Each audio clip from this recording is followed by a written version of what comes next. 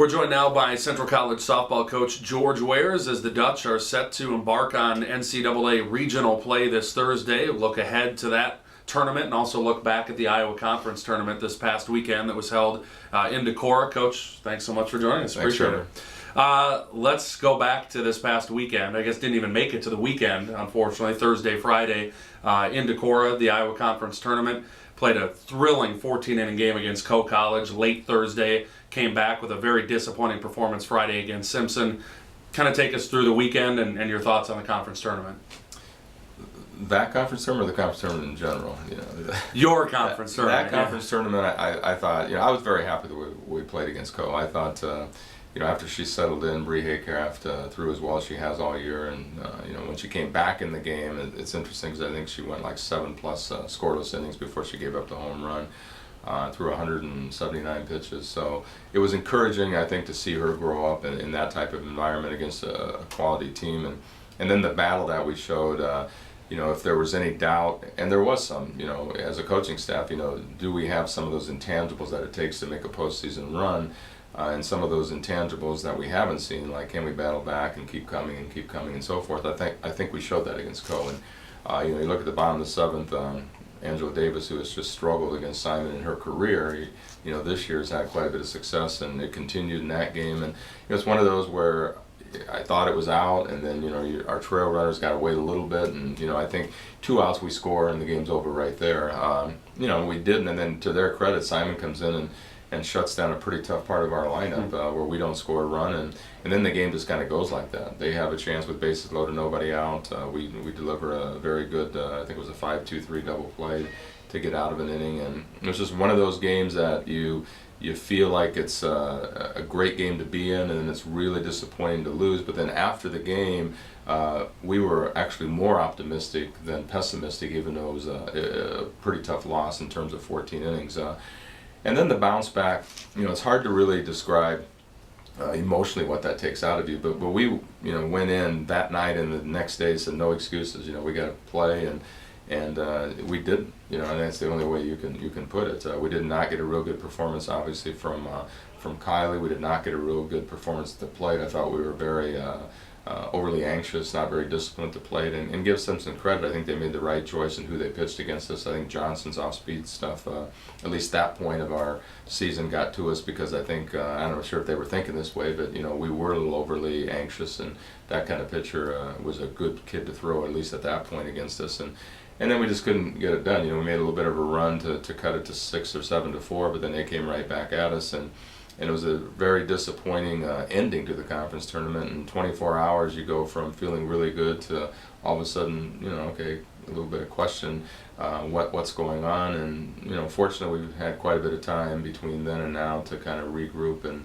now excited to look into the next part of our season. I'll give you an opportunity to talk about the conference tournament, which ended up having no bearing on anything whatsoever. Luther wins the tournament. Coe finishes second. You finish, 2 and out. But as it turns out, you all 3 get in. You're still a number 2 seed, and we'll look ahead to the regional tournament here in a minute. Coe still behind you at a 3 seed, and Luther still a 1 seed in a different region. As it is, it turned out to be a pretty worthless set of affairs in Decorah. Yeah, nothing changed, and I give the committee credit for not penalizing us for that 2 and out. I think they looked at the whole body of work on the regular season and kept us 2 behind Luther and Coe 3. And I understand the people that like the conference tournament because you do have the 4th, 5th, 6th place team that it's their second chance. And if you have a young team, which we experienced when Kylie and Katie in this group were freshmen.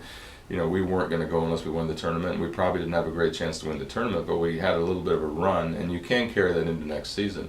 The downside of it is exactly what we just talked about. It's ridiculous that Coe and us went 14 innings, and had to go through that. It was a great game for fans to watch, but you're trying to do more than just win the conference tournament. You're trying to have a chance to be successful in the postseason. And I think when you're as strong as we are in softball in our league, it just makes it really, really difficult. I would say that maybe we should go to something, a single elimination format, which still gives those teams a chance to go, or maybe have the losers of game 1 come back and play, so you have a chance to eliminate somebody right away. So even if we look at a different format, because it's not going to go away, and I realize that, and we're, too many coaches want it, but it's not probably a real good thing for our upper part of our conference softball teams, because if you look at the history, never have one of those lower seeds won the conference tournament, and it's going to take a really good run by one of them to do that, because you're always going to have the top two teams be nationally ranked and be very difficult to beat in that kind of setting.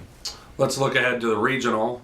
I guess before we talk about the games, I want to talk about the way that you guys found out. You know, you're to the point now where everything's online with a nice little package that the NCAA does, a selection show online. You were the last team announced in your regional as the number 2 seed. Number 1, talk about the experience of finding out, and was there any doubt in your mind that you were in?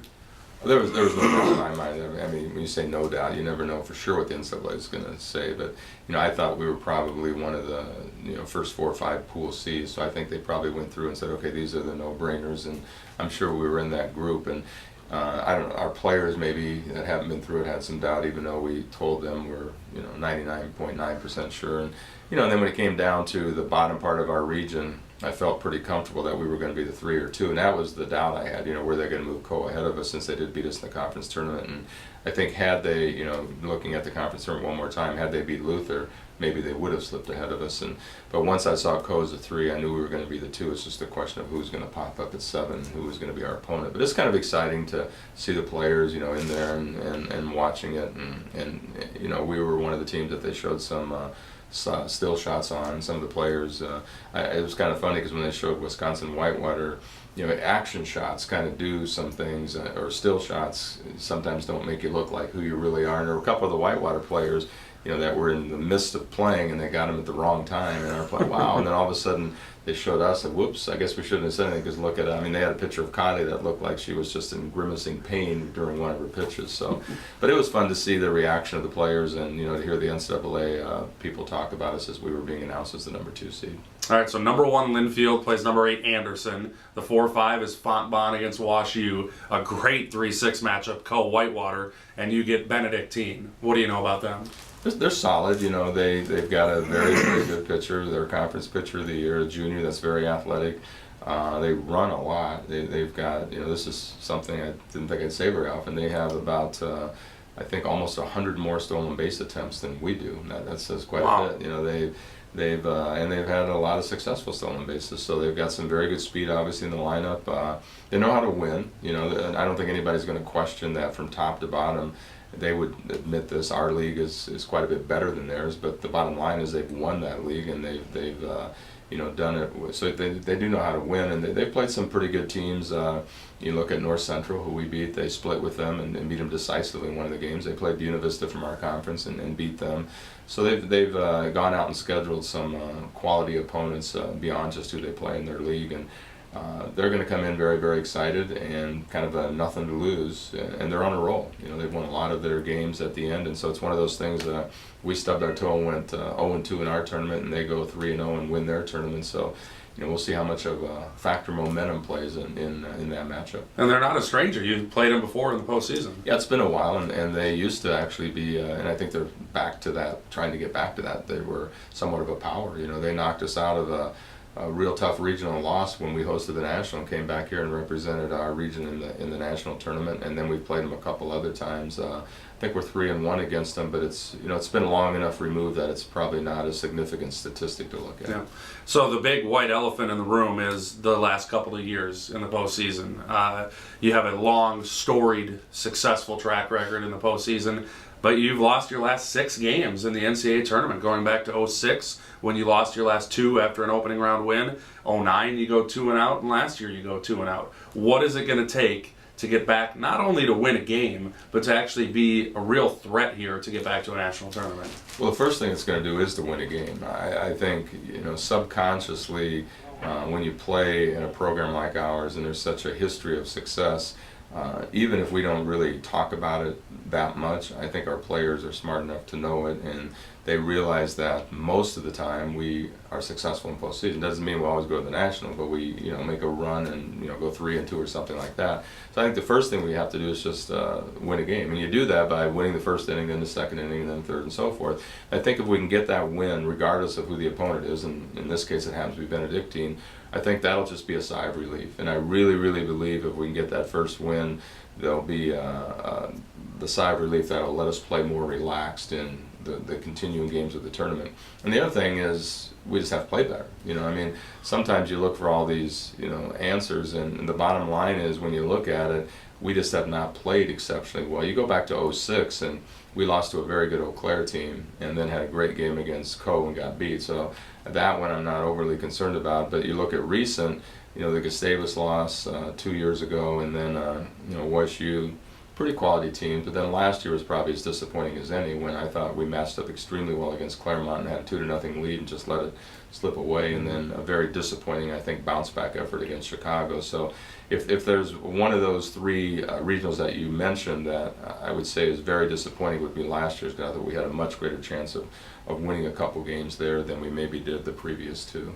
All right, we've got Central and Benedictine at 4 o'clock is the scheduled start time. It is the last game of the day on Thursday, so odds of it starting right at 4 o'clock probably pretty slim. We will have the broadcast on 92.1 KRLS. I want to give you an opportunity to invite folks out. It's pretty special to have something like this in Pella. It really is, and obviously we would love to have as many fans as we possibly can. I think our players kind of feed off of that, and I do think we've been pretty successful at home in regional competition, and we'd like to obviously have every advantage we can get. And I think just even throwing us out of the equation, when you look at the other 7 teams, I think people that like softball or love softball are going to see some really, really entertaining games. You've got that matchup you talked about against Co and Whitewater, and then you've got Linfield, the #1 team in the country with all their home run power. And WSU Fontbonne, they've played 3 times, and 2 have been very, very good, so you're going to see a good matchup there. So I think it's just an incredible opportunity to see some really good and support some really good softball programs besides ourselves. But cheer a little bit louder for us, and make sure you come out if you can, because I think you're going to be, if you haven't seen quality Division III softball, come out and take a look. I think you'll be surprised at the quality of play that you'll see this weekend. Good luck this weekend, Coach. Thanks a lot, Trevor. That's Central College head softball coach George Wares. I'm Trevor Castle.